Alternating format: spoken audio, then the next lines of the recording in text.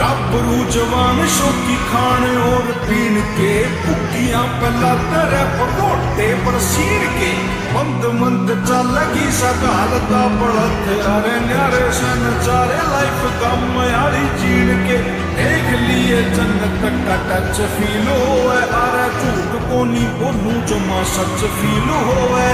खेतां वाली नालियां में पैर तू डुबो के अरे चूसिए रे गंडे कट्टी गच फील होए पर नाक